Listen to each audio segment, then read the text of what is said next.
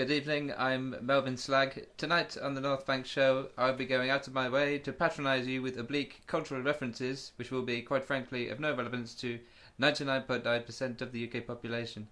It's extremely unlikely that, during the course of this show, I will be making any reference whatsoever to Atomic Kitten, that is, of course, with the exception to the one I've just made. But that doesn't count, so there. Tonight we're going to show you a profile of Mr. Reginald Hoskins, retired pebble dasher come new wave northern poet. He has come to the studios tonight to talk about his life, his newly found love of poetry, and his latest exhibition at Braithwaite Primary School. Well, I was born in Braithwaite in 1918. I started pebble dashing in about 1932. I went to war in 41.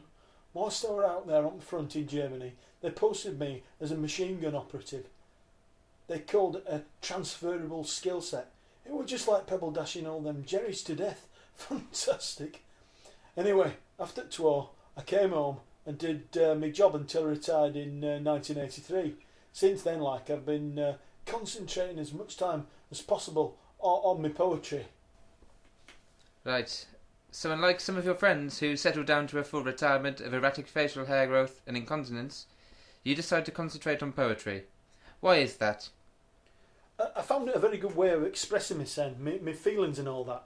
All my life I'd known nothing but pebble dashing, and when I reached 65 I said to myself, there has to be more to life than distributing large volumes of medium aggregate onto unset rendered surface. So I read and I read and I read, and I wrote and wrote, until nothing of my previous life was apparent. It was very important for me to expel those demons of my dark, ignorant and uneducated past. So, this was somewhat of a cleansing process for you. Exactly that. Thanks for explaining that to us, Reginald. Anyway, here is Reginald's first piece. Harmony. Pebbles dash.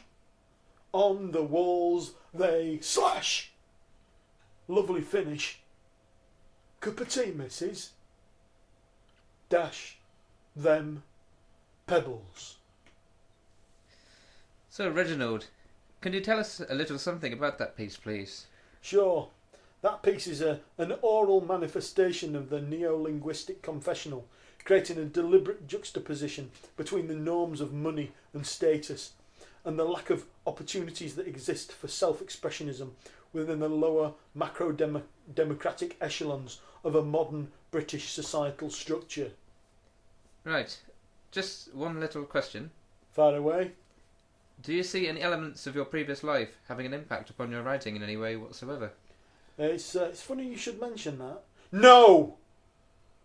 Right. And here we have his second piece. Anger.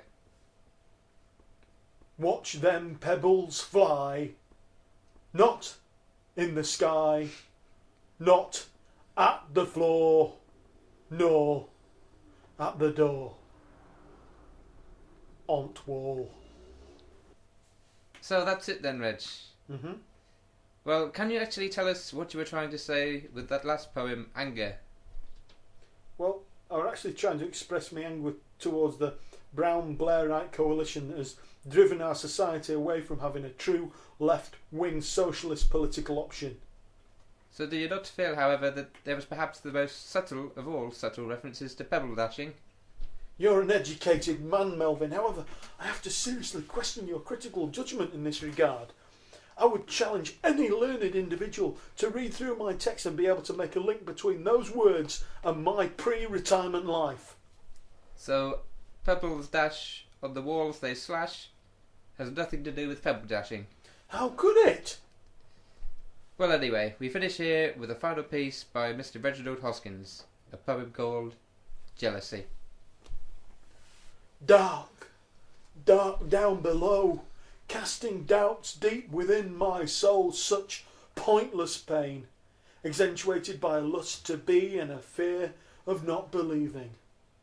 Who am I to tempt the shackles of Lucifer's desire? Where will I be on Judgment Day? More steam, Jack. We've got to do number 42 before lunch.